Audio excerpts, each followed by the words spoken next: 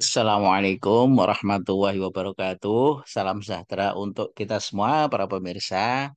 Berikut ini akan dilanjutkan penjelasan tentang praktikum fisika percobaan OP3, video yang kedua. Pada video yang pertama telah dijelaskan tentang tujuan percobaan, kemudian alat-alat dan bahan, teori singkat, serta jalannya percobaan. Pada video yang kedua ini itu akan dilanjutkan yaitu penjelasan tentang data-data hasil percobaan, tugas laporan percobaan, kemudian pengolahan data-data percobaan dan hasil grafik sampai dengan kesimpulan. Kita akan masuk ke data hasil percobaan yang telah dilakukan oleh asisten dan staf yang melakukan sebelumnya. Jadi lampu yang digunakan itu adalah lampu standar Philips E27 Magenta, spek 60 watt, 115 sampai 125 volt. Nah, untuk percobaan yang pertama, lampu yang ditera adalah lampu Philips E27 Frosted, 60 watt, 115 sampai 125 volt. Kemudian tegangan sumber pada saat percobaan dilakukan sebelum dan sesudah praktikum awalnya 105 volt, kemudian akhirnya sama tetap 105 volt. Nah, kemudian ini adalah tabel dari data-data hasil percobaan. Kita mulai dari tegangan 85 volt, 90, 95, 100, 105, 110, 115, 120 sampai 125 watt. Kemudian ini adalah hasil pengamatan pada ampere meter, yaitu arus listriknya. Kita lihat di kolom kedua. Kemudian kolom yang ketiga adalah posisi fotometer atau letak dari fotometer pada saat intensitas kiri dan kanan sama besar. Itu posisinya di skala berikut ini. Nah, kemudian ini pada saat penurunan tegangan dari 85 sampai 125 itu kita turunkan dari 125 turun sampai 85 kembali. Kemudian ini arusnya, kemudian ini letak fotometer. Jadi nanti di rata-rata dalam perhitungan ketika kenaikan tegangan pada tegangan yang sama dengan penurunan tegangan, demikian juga untuk letak fotometernya. Nah, kemudian data yang kedua adalah untuk lampu yang akan ditera, yaitu berupa lampu Philips E27 Wolfram, 60 watt, 115, 125. Nah, kemudian ini data dari tegangan yang kita atur dari 85 sampai 125 watt. Kemudian ini posisi pengamatan arus ampere meter kenaikan tegangan. Kemudian ini arus ampere meter pada saat penurunan tegangan. Kemudian ini letak fotometer dari masing-masing tegangan yang diberikan. Kemudian ini pada saat penurunan tegangan. Nah, kemudian di rata-rata. Nah, kemudian di sebelah kanan adalah data dari tegangan sumber atau PLN sebelum dan sesudah atau awal dan akhir dari praktikum yaitu sama tetap 105 volt. Nah, demikian adalah data-data dari hasil percobaan yang sudah dilakukan oleh asisten dan staf dosen. Nah, dari hasil data-data percobaan ini kita akan olah yaitu terkait dengan tugas laporan percobaan.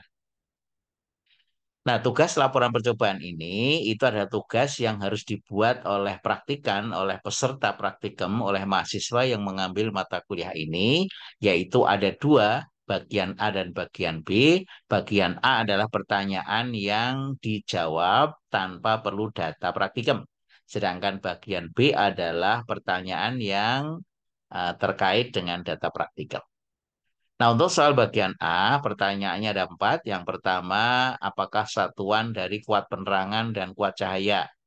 Selanjutnya, jelaskan arti fisis dari kedua besaran ini. Kemudian yang kedua, jelaskan bahwa kuat penerangan bergantung pada jarak. Yang ketiga, apakah yang dimaksud dengan efisiensi total dari sebuah lampu? Yang keempat, apakah yang dimaksud dengan permukaan diffuse sempurna? Nah, kemudian tugas laporan bagian B yaitu tugas yang dikerjakan berdasarkan data hasil percobaan.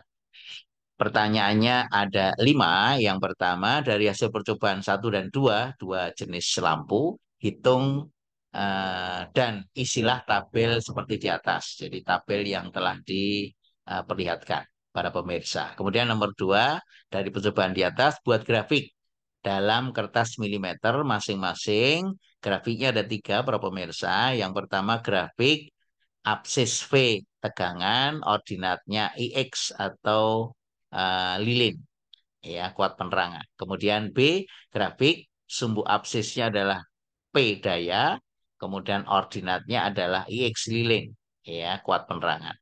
Kemudian C grafik dengan absis V tegangan volt dan ordinatnya adalah efisiensi lampu, satuannya lilin per watt. Nah, perlu dicatat bahwa grafik A untuk percobaan 1 dan 2 dibuat dalam sistem koordinat. Demikian juga untuk grafik B dan C. Jadi grafiknya dalam kertas grafik. Ya. Kemudian yang ketiga, kalau kita hanya meninjau besaran kuat cahaya yang dihasilkan oleh lampu 1 dan lampu 2 berdasarkan grafik 2A, lampu yang mana yang baik dipakai sebagai penerangan. Berikan penjelasannya. Atau secara singkat, mana yang lebih efisien atau efisiensi yang lebih besar dari dua jenis lampu. Kemudian yang keempat, dari grafik 2C, lampu mana yang mempunyai efisiensi total paling baik? Jelaskan.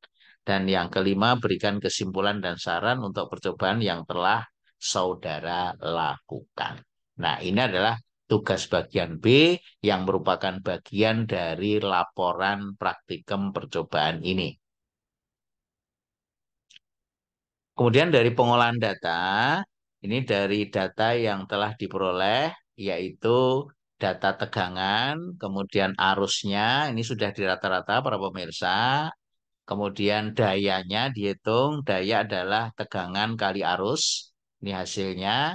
Kemudian ini jarak dx1, ini jarak dx2, yaitu ketika kenaikan dan penurunan tegangan.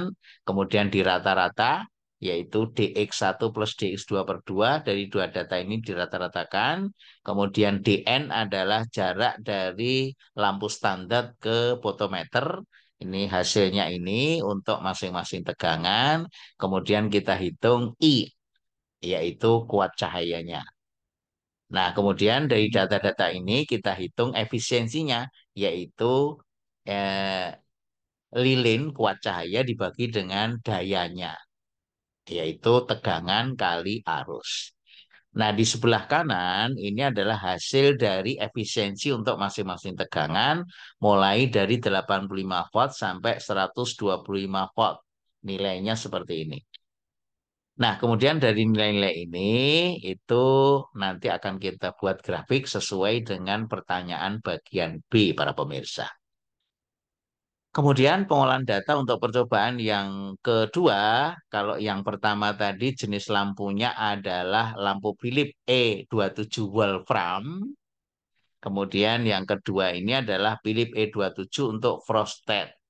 Frosted itu yang susu, ya. Kalau yang Wolfram itu yang bening para pemirsa, filamennya kelihatan. Tapi kalau yang frosted itu lapisan putih nggak kelihatan filamennya. Nah, kemudian dari sini itu para pemirsa dan para praktikan yang melakukan praktikum nanti silahkan melengkapi datanya.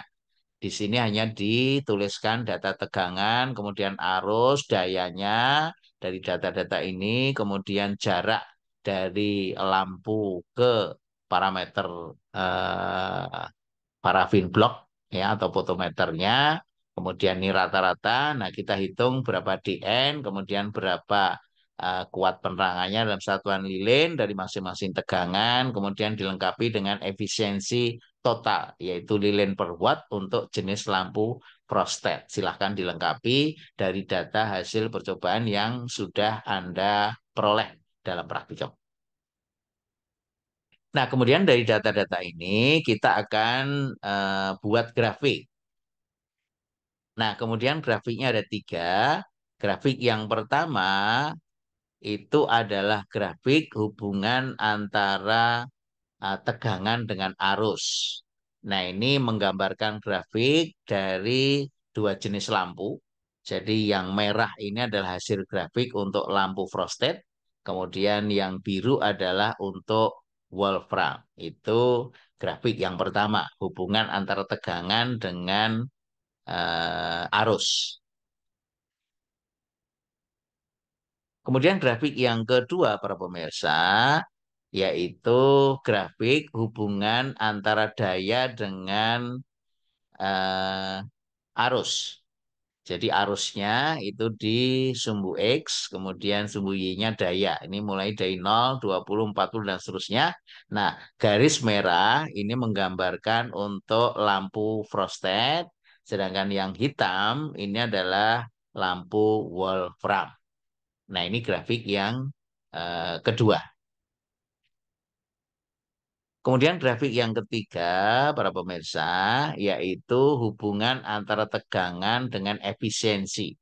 Dari sumbu X ini menyatakan tegangannya mulai dari 85, 90, 95, dan seterusnya sampai 125. Kemudian sumbu Y-nya adalah eh, tegangan ya. Ini efisiensi mestinya ini ya.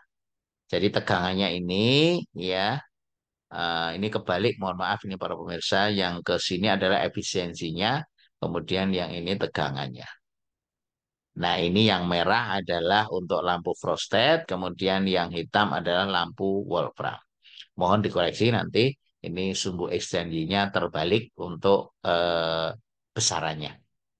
Nah, kemudian dari tiga buah grafik ini, baru nanti dalam hasil laporan Anda, dituliskan kesimpulannya. Ya, apa saja kesimpulannya?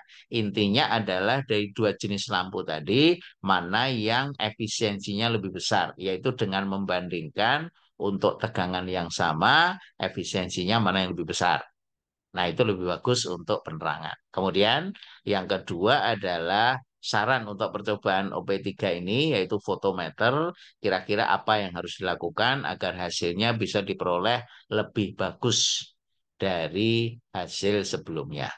Demikian para pemirsa, mudah-mudahan apa yang dijelaskan ini bisa dipakai sebagai dasar nanti para praktikan untuk menyusun laporannya. Terima kasih atas perhatiannya. Sampai ketemu dalam video yang lain. Assalamualaikum warahmatullahi wabarakatuh.